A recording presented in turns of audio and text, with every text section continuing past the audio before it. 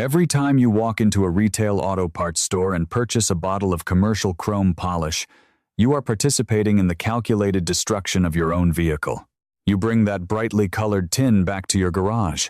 You apply the paste to a rag. You rub it into the pitted, oxidized bumper of a classic chassis. The rag turns black. The metal becomes shiny. You believe you have restored the surface. You have not. You have aggressively excavated it. This is the foundational lie of the global aftermarket car care industry. It is a multi-billion-dollar machine engineered not to preserve your structural assets, but to generate cyclical, repetitive retail transactions. The conglomerates that manufacture consumer-grade automotive chemicals understand a cold economic truth. A permanent structural fix destroys their quarterly revenue model. A returning customer requires a recurring problem. To understand this deception, we must look under a microscope at the exact chemical matrix inside that bottle of polish. They market it as a restorative conditioner. A chemist calls it liquid sandpaper. The thick liquid you squeeze onto your polishing cloth is merely a cheap suspension fluid composed of petroleum distillates. Floating inside that fluid are millions of jagged microscopic rocks, aluminum oxide, silica, diatomaceous earth. When you press that rag against your bumper, you are introducing severe mechanical friction. You are dragging microscopic boulders across a razor-thin layer of precious metal. Chrome plating is not a thick slab of armor. It is a delicate, electroplated skin. Standard automotive decorative chrome is incredibly thin. We are talking about 0.2 to 0.5 microns thick. That is roughly 1/100th the thickness of a human hair. The liquid sandpaper shears off the top layer of that chromium lattice. It aggressively levels the microscopic topography of the metal. The surface appears shiny to the human eye only because you have violently stripped away the outer shell to expose fresh metal underneath. The heavy black residue on your rag is not road grime. It is the physical flesh of your factory bumper. You cannot put that metal back.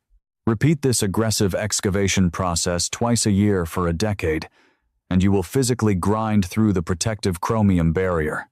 You will hit the raw nickel plating underneath. The bright, bluish-white mirror finish will suddenly take on a dull, yellowish hue. At this point, the structural integrity of the plating is permanently compromised. It will pit. It will flake. It will The chemical conglomerates know this. It is a mathematically perfect business model. They sell you an abrasive compound that slowly erodes your vehicle's primary defense against the atmosphere. By scratching away the factory chromium shell, you leave the raw, microscopic pores of the metal exposed to ambient humidity and road salt. You guarantee that the bumper will oxidize faster the next time it sits in the rain. You guarantee the rust will return with greater aggression. You guarantee that you will be back at the retail checkout counter by next spring, buying another bottle of their liquid sandpaper. It is not malicious. It is simply a highly optimized supply chain protecting its profit margins. They eliminated chemical education and replaced it with aggressive consumer marketing. They taught an entire generation of mechanically inclined builders to treat permanent hardware like a disposable good. You grew up turning wrenches on analog engines. You understand the heft of cold-rolled steel. You know that physical assets possess an inherent, enduring value. Yet, the retail auto lobby convinced you to systematically destroy your own bright work using cheap abrasives in a plastic bottle. That cycle of destruction ends today. We are going to abandon the commercial detailing aisle entirely. To stop the decay, we must look strictly at the advanced architecture of the chrome itself. To stop the cyclical erosion of your classic hardware, you must stop treating chrome as a solid, monolithic block of metal. It is not a single element. It is an architectural composite, a manufactured, multi-layered sandwich of dissimilar elements. In the classic eras of Detroit manufacturing, before procurement algorithms reduced vehicle lifespans to calculated spreadsheets, electroplating was a heavy, sequential industrial process. The foundation of any classic bumper or trim piece is stamped carbon steel. It is raw, structurally strong, and highly reactive to atmospheric oxygen. To protect this bedrock, The factory applied a sequential defense mechanism. First came a layer of copper. Copper is a soft metal. It acted as a leveling agent, flowing into the microscopic valleys of the raw steel to create a flat foundation. Over the copper, the factory bonded a thick layer of nickel. Nickel provided the deep, warm reflection and the primary barrier against the elements. The final layer is the chromium itself. Chromium does not exist to provide shine. It exists to provide armor. It is a highly stable, incredibly hard transition metal, but extreme physical hardness comes with a mechanical trade-off. It dictates a complete lack of flexibility. Do not think of your chrome bumper as a steel vault. Think of it as a delicate, rigid glass canopy stretched tightly over a flexible suspension bridge. A vintage vehicle is not a static object. It is a dynamic, shifting machine. When a heavy V8 engine idles, it sends rhythmic kinetic vibration through the chassis mounts. When a tire strikes a road defect, the steel frame twists. As the seasons change, the carbon steel substrate expands under the intense summer solar load and shrinks in the winter freezing temperatures. The steel foundation moves. The copper and nickel layers stretch and bend with it. The chromium layer cannot stretch. It is rigid. As the steel substrate flexes beneath it over the decades, the microscopic glass-like canopy of the chromium layer begins to fracture under the tensile stress. Materials engineers call this microcrazing. It is a network of microscopic tectonic fault lines running across the entire surface of your brightwork. To the naked eye, the metal still looks pristine. Under a microscope, it resembles a shattered windshield. These invisible fissures are the critical architectural failure point. They create a direct, vertical pathway from the atmosphere, straight down through the chromium and nickel layers, bypassing the armor entirely to reach the vulnerable carbon steel bedrock. Ambient moisture does not just rest harmlessly on the surface of your vehicle. Through simple capillary action, microscopic water molecules are actively pulled down into these fault lines. The moisture travels deep into the valleys of the fractures, pooling against the raw iron base. You do not see the damage immediately. The rust is not starting on the outside and eating its way in. The rust is starting at the foundation and expanding outward. It is a subterranean pressure bomb. As the iron oxidizes deep beneath the plating, it physically expands in volume. It pushes up against the nickel and chrome layers from the inside out. This upward structural pressure manifests as the tiny, raised pimples and jagged pits you see marring old trim.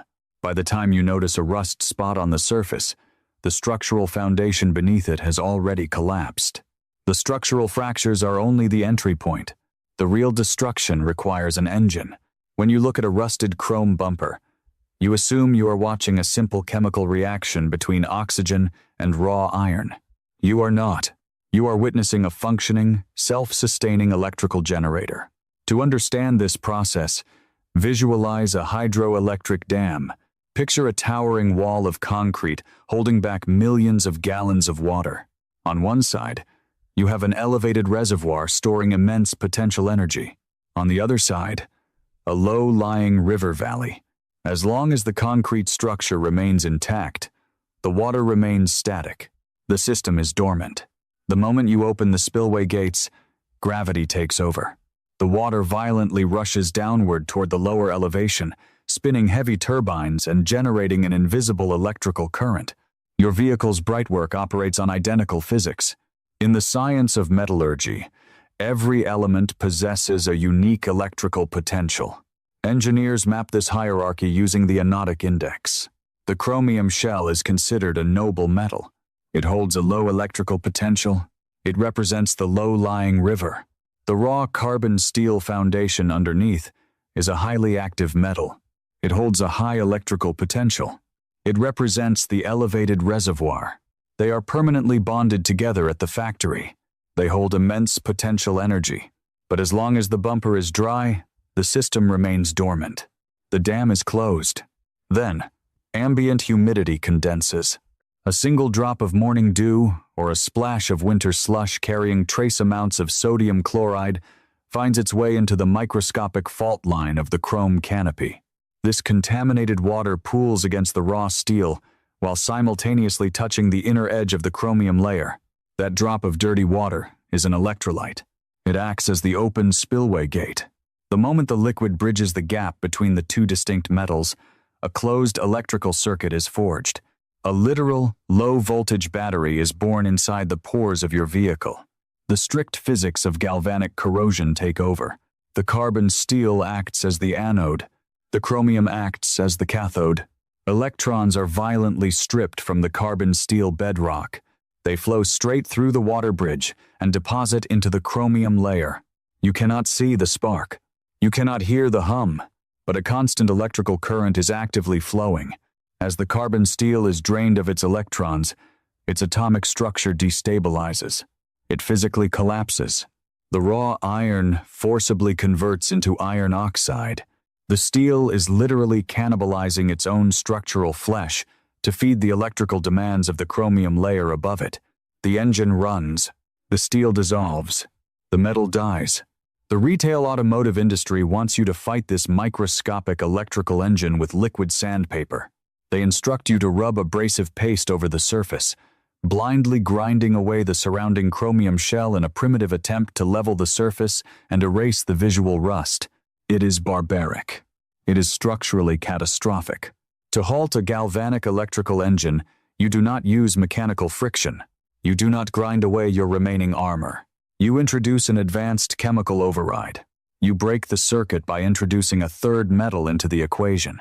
To stop the silent electrical engine destroying your brightwork, you must walk right past the commercial automotive aisle. The actual solution resides in a kitchen drawer. Heavy-duty aluminum foil. Retail chemical marketers and modern detailing influencers mock this method. They label it a cheap internet trick or a desperate garage hack. They dismiss it because they do not understand the underlying industrial chemistry. Industrial metallurgists do not call this a trick. They call it a galvanic override. We are going to miniaturize the exact same structural engineering used to protect multi-billion-dollar infrastructure. When engineers build deep-sea oil rigs or commercial shipping vessels, they face a severe saltwater environment. The ocean wants to consume the raw steel hulls. To stop the decay, marine engineers do not coat the ships in abrasive polishes. They bolt large blocks of aluminum or zinc directly to the submerged steel. They utilize a sacrificial anode. Because aluminum sits significantly higher on the anodic index than carbon steel, it acts as an electrical lightning rod. The corrosive environment attacks the aluminum first. The ocean dissolves the sacrificial block, leaving the structural steel completely unharmed. You can execute this identical metallurgical defense on the surface of your vehicle when you crumple a sheet of aluminum foil, dip it in tap water, and rub it against the rusted pits of a vintage bumper. You are introducing a superior metal into the hostile microscopic ecosystem. You are giving the electrical circuit a new target. The water acts as the conductive electrolyte. The carbon steel base is the active metal. The chromium layer is the noble metal. The moment the wet foil touches the rust, the aluminum hijacks the active electrical current. Because aluminum is far more electrically volatile than the iron beneath the chrome, the circuit immediately reroutes. The microscopic battery stops feeding on your vehicle's carbon steel foundation. It begins feeding on the foil in your hand. The engine stops. The circuit breaks. The iron survives.